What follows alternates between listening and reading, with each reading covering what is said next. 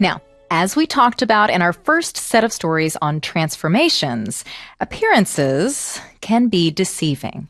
In this lecture, we're going to hear about 2 literary stories, and these are about people who are not as they appear to be. Have you ever had an occasion where you dressed up, maybe for a fancy dinner party, or even when you were playing dress up? Now, really, those are 2 examples of the exact same thing. These stories are about dressing to impress. One story is about a king who tried to get lots of fancy clothes and was humiliated in the process. The other is about a prince who willingly gave up his fine clothes to the poor and was happy. And like the last lecture, these stories are literary tales. Each of them feels old. It feels like it evolved as a tale, but it isn't. It's the product of a wise individual's very fertile imagination. This first story is by Hans Christian Andersen, who we learned about in the last lecture. Now, as you listen to this story, ask yourself, how did the king allow himself to be fooled by the 2 crooks in the story? Now, the story is funny because of how far the king allows himself to go in being fooled. Have you ever fooled yourself into going along with the crowd, even when you knew it was foolish to do so?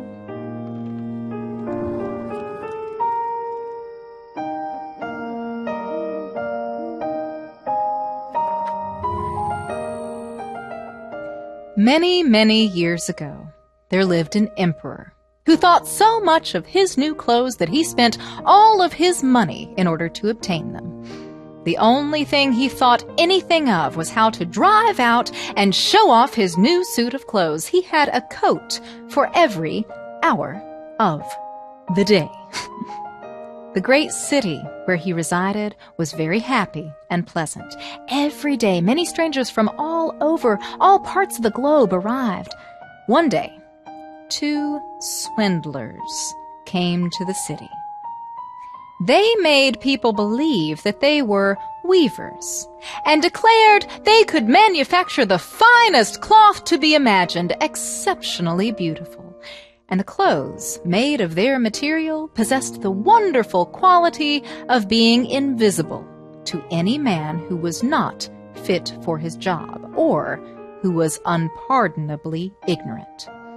"That must be wonderful cloth," thought the emperor. "If I were to be dressed in a suit made of this cloth, I could distinguish the clever from the foolish. I must have this cloth woven for me without delay." And so he gave a large sum of money to the swindlers in advance that they should set to work without any loss of time. And they set up 2 looms and pretended to be very hard at work, but they did nothing whatsoever on the looms. They asked for the finest silk and the most precious gold cloth, and all they got they did away with, and worked at the empty looms till late at night. "I should like very much to know how they are getting on with the cloth," thought the emperor. "I shall send my honest old minister to the weavers," thought the emperor.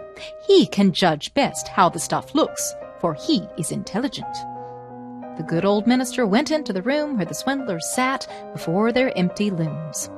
"Heaven preserve us," he thought, as he opened his eyes wide. "I cannot see anything at all.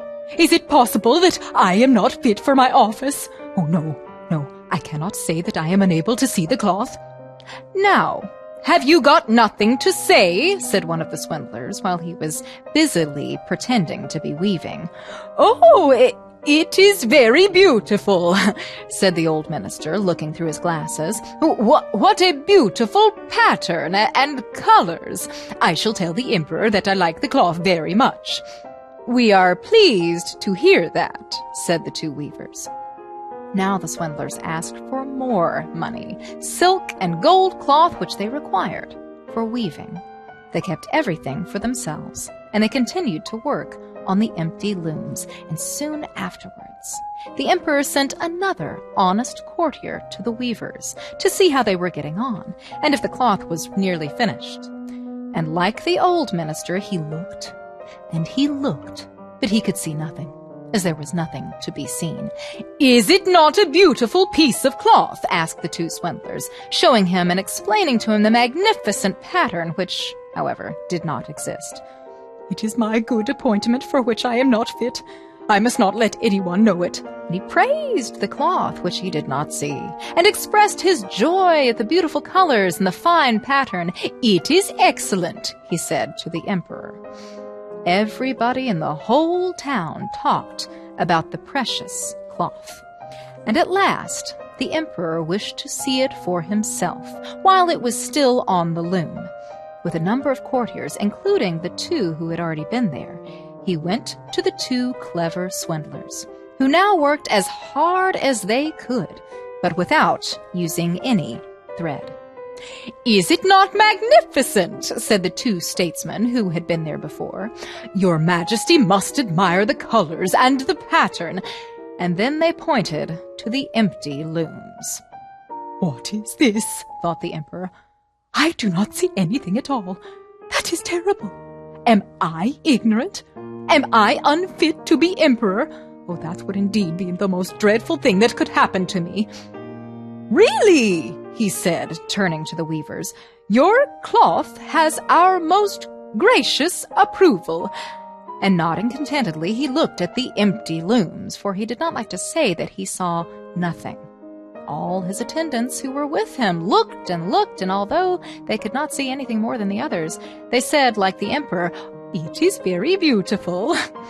And all advised him to wear the new magnificent clothes at a great procession, which was to soon take place. The whole night previous to the day on which the procession was to take place, the swindlers pretended to work. They pretended to take the cloth from the loom and worked about in the air with big scissors and sewed with needles without thread, and at last said, "The emperor's new suit is ready now."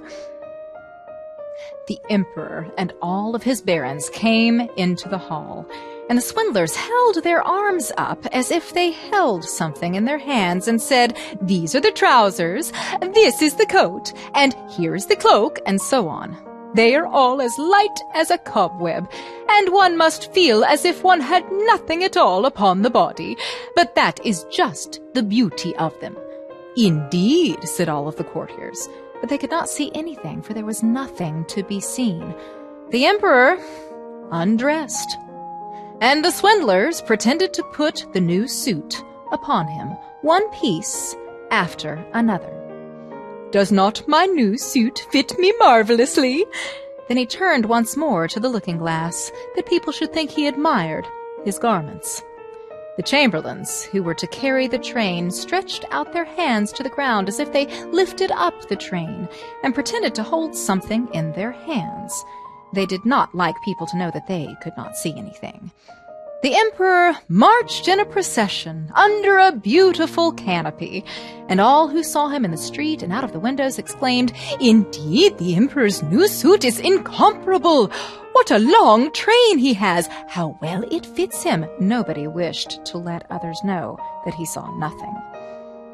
"But he has nothing on at all," said a little child at last. "Good heavens, listen to the voice of an innocent child," said the father. And one whispered to the other what the child had said. "But he has nothing on at all!" cried at last the whole people. That made a deep impression upon the emperor, for it seemed to him that they were right. But he thought to himself, "Now I must bear up to the end." And the chamberlains walked with still greater dignity, as if they carried the train which did not exist.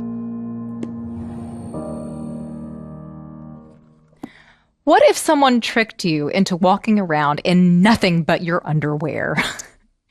Andersen's literary fairy tales teach us that things aren't always as they seem, and they encourage us not to be fooled by appearances.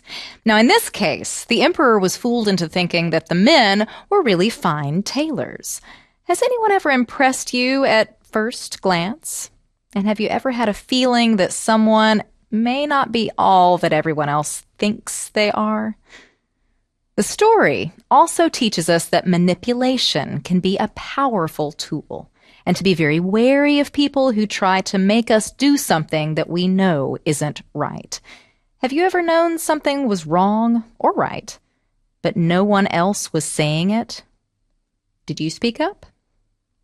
Now, the point, of course, is that the emperor's vanity, that is his pride in how he appeared to other people, and his fear of appearing to be ignorant or unfit for office, that all of that made him susceptible to being manipulated by others. Now, pride and fear are two of the driving factors in this story, and it's a warning that we should never let these two feelings govern our best decision-making. And what a wise lesson, isn't it? And what a memorable story. It's so wise and so memorable, and so it feels like a story with a lot of folks behind it, shaping it, passing it on. But no! We've been fooled by appearances. This classic story, it's Andersen's own. Let's hear another literary tale that feels like an oral traditional tale. It's by the British playwright Oscar Wilde. Now, Wilde was famous for many things. One of them was his ability to layer humor and wit into his characters. But he also published short stories. And these stories are often tender and poignant, and they speak back to the author's own desires to be seen for the good that was within him. Now, as you listen to this story, see if you can identify some of the familiar oral story motifs. In what ways does this story sound like literature? And how does it sound like an oral traditional tale? How does this story present characters who aren't all they appear to be? What do the city leaders see in the prince? And what does the prince see in the people of the city?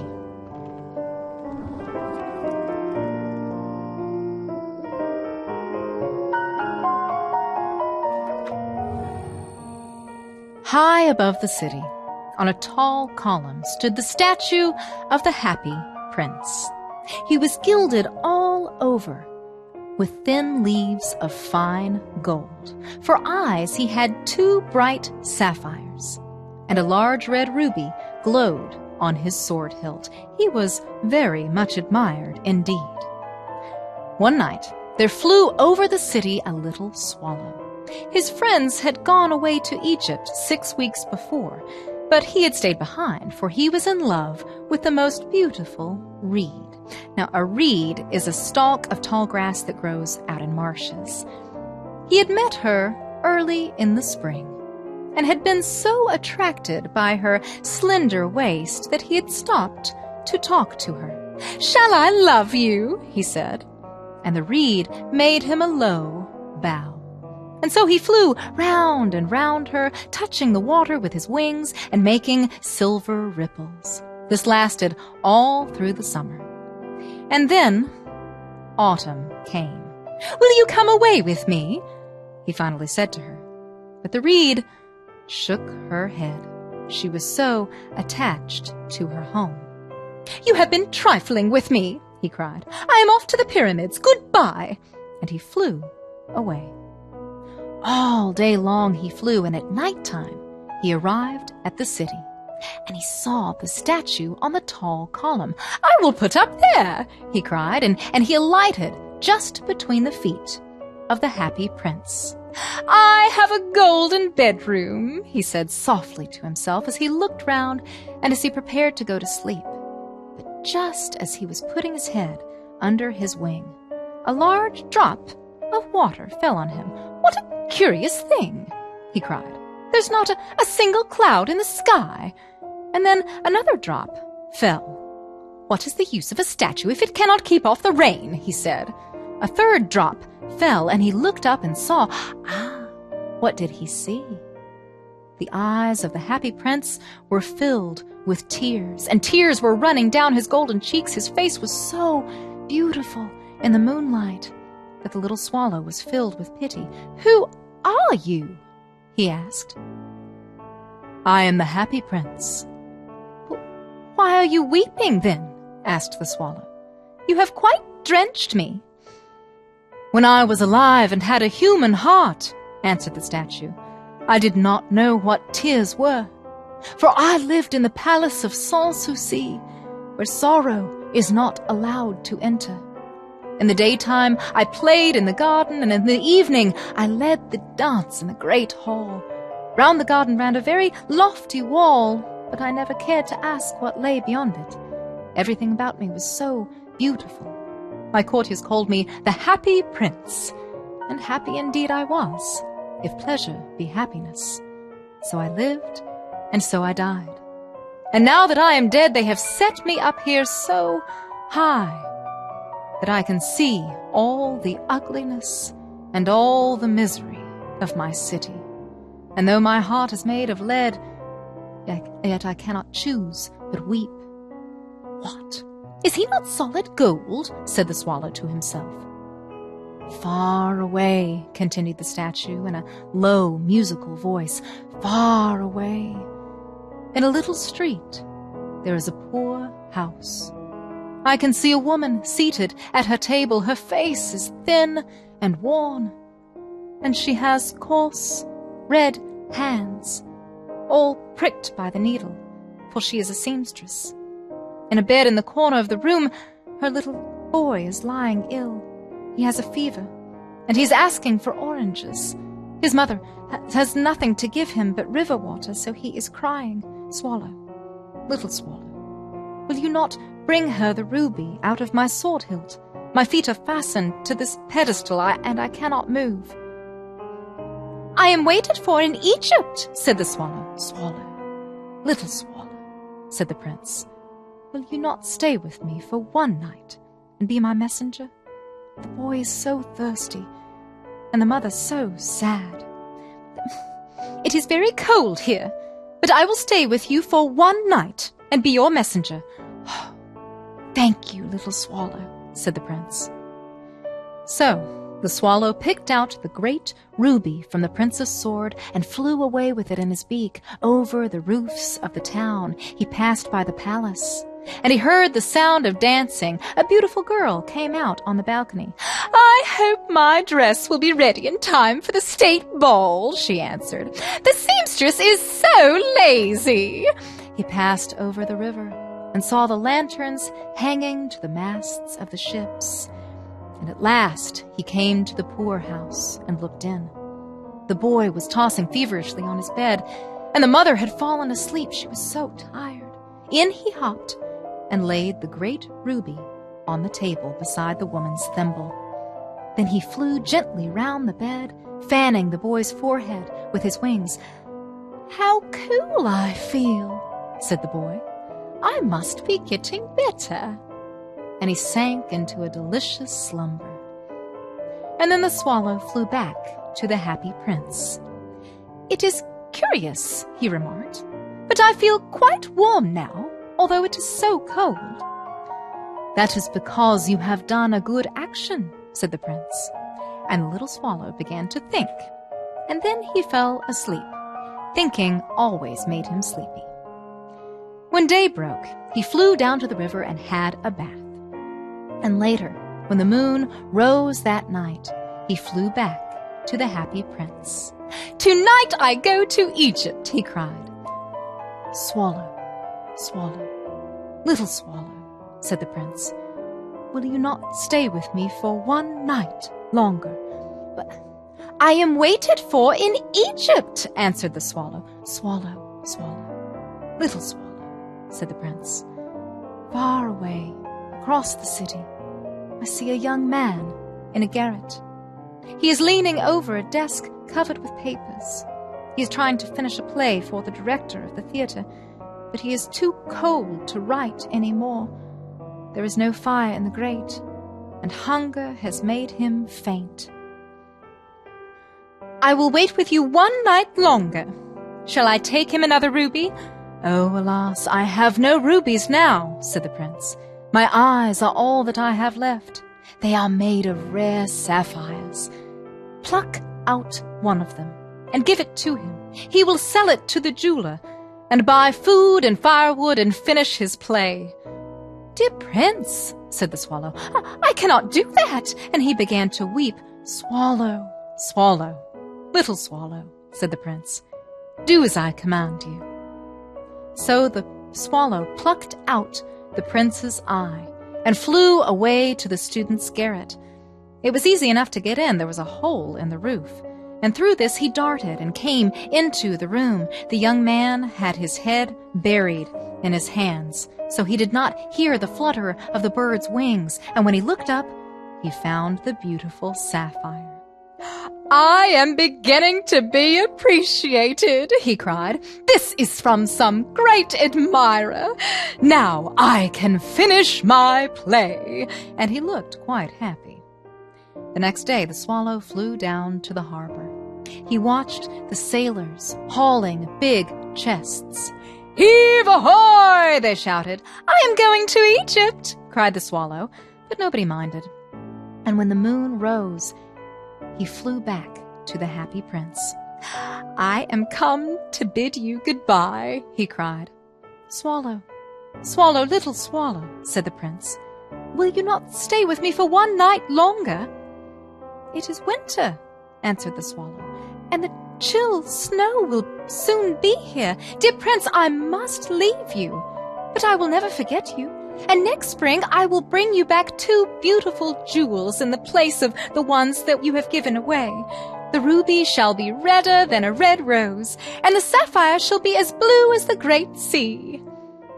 "In the square below," said the happy prince, "there stands a little match girl. She has let her matches fall into the gutter, and they are all spoiled. Her father will beat her if she does not bring home some money, and she is crying. She has no shoes or stockings, and her little head is bare. Pluck out my other eye and give it to her." "I will stay with you one night longer," said the swallow, "but I cannot pluck out your eye. You would be quite blind then." "Swallow, swallow, little swallow," said the prince, "do as I command you." So he plucked out the prince's other eye and darted down with it. He swooped past the match girl and slipped the jewel into the palm of her hand. "What a lovely bit of glass!" cried the little girl, and she ran home, laughing. Then the swallow came back to the prince. You are blind now," he said, "so I will stay with you always." And he slept at the prince's feet. All the next day, he sat on the prince's shoulder and told him stories of what he had seen in strange lands. He told me of the red ibis birds who stand in the long rows on the banks of the Nile and catch goldfish in their beaks. "Dear little swallow," said the prince, "you tell me of marvelous things, but there is no mystery so great as misery. Fly over my city, little swallow, and tell me what you see there." So the swallow flew over the great city and saw the rich making merry in their beautiful houses, while the beggars were sitting at the gates. Under the archway of a bridge, 2 little boys were lying in one another's arms, trying to keep themselves warm. "How hungry we are," they said. "You must not lie here," shouted the watchman, and they wandered out into the rain. Then he flew back and told the prince what he had seen. "I am covered with fine gold," said the prince. "You must take it off leaf by leaf and give it to my poor. The living always think that gold can make them happy." Leaf after leaf of the fine gold the swallow picked off till the happy prince looked quite dull and gray.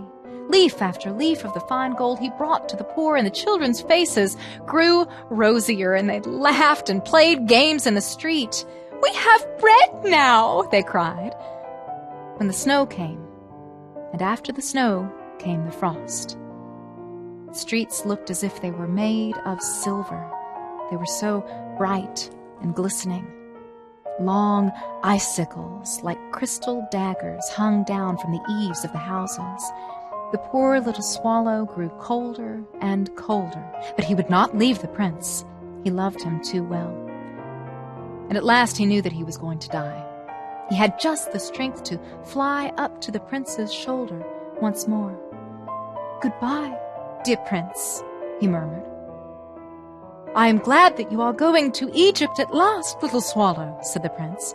"You have stayed here too long." "It is not to Egypt that I am going," said the swallow. "I am going to the house of death. Death is the brother of sleep, is he not?" And he kissed the happy prince on the lips and fell down dead at his feet. And at that moment, a curious crack sounded inside the statue as if something had been broken.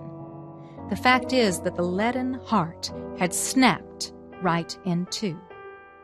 It certainly was a dreadfully hard frost. Early the next morning, the mayor was walking in the square below, in company with the town councillors. As they passed the column, they looked up at the statue.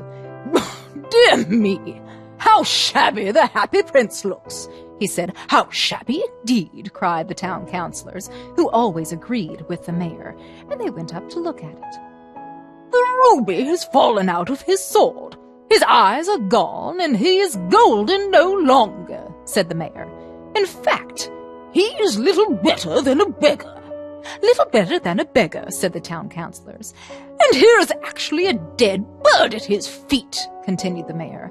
"We really must issue a proclamation that birds are not allowed to die here." And so they pulled down the statue of the happy prince, and then they melted the statue in a furnace. And the mayor held a meeting of the corporation to decide what was to be done with the metal. "We must have another statue, of course," he said. "And it shall be a statue of myself." "Of myself," said each of the town councillors, and they quarreled. And when I last heard of them, they were quarreling still.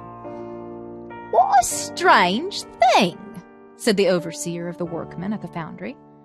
"This broken lead heart will not melt in the furnace.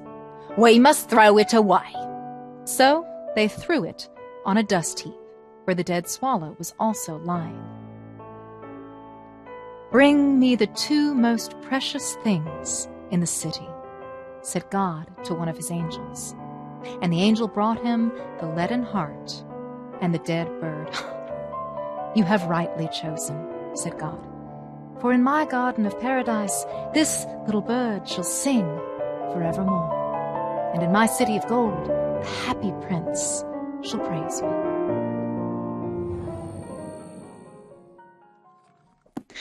Appearances can be deceiving. The little swallow thinks that he's found true happiness with that beautiful reed. But he finds a deeper love with the shabby, happy prince. Now, have you ever been fooled in love? Part of being fooled in both of these stories is going along with the crowd. In The Emperor's New Clothes, the pressure mounts as everyone says that they see his clothes. In The Happy Prince, the counselors and the mayor all believe that the statue is worth nothing. They're insulated from the outside world because they only keep company with those who are like them or agree with them. We can all fall into these traps in life. Have you ever been in a crowd and felt pressured to go along? Do you only keep friends who agree with everything you say? There's a balance in life between having good friends who support us and being in dialogue with all different kinds of people. Sometimes we can fool ourselves with appearances. Sometimes we can convince ourselves that we're really more important than we are, like the king in The Emperor's New Clothes, or the humans in the story of The Happy Prince. The mayor, the town councilors, they all puff up their own sense of self-worth, while that shabby statue and the little bird, they're worth more in the end than anything else in the city. Sometimes we are so trained to pay attention to things that appear important that we miss seeing the things that are truly important. Now, the main characters in The Happy Prince are things that we often don't notice. The chirping of a little bird, or a statue that looks old and worn and hardly worth any notice. But these easily overlooked, small beings are powerful magical helpers to the humans. And the humans hardly even realize or appreciate where their turns of good fortune came from. For example, the playwright, he thinks the sapphire came from an admirer. Now, nor do these people appreciate that these gifts cost the prince his sight and the swallow his life.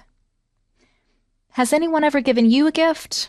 And only later, maybe even much later, do you realize how much it must have cost them? What do you do when you see others in need? Now, the Oscar Wilde story, it doesn't gloss over the loss in these sacrifices. When you give something away, you risk looking shabbier than you did before. But you certainly look less foolish than the vain emperor with no clothes. And you might just wind up happy, like the Happy Prince. Now, it's hard to believe that these stories aren't actually from an oral folktale tradition, isn't it? We've been fooled by the appearances of these literary tales. Next time, we move back into the world of oral folklore with a talking donkey, dog, cat, and more, and tales all about unwanted animals.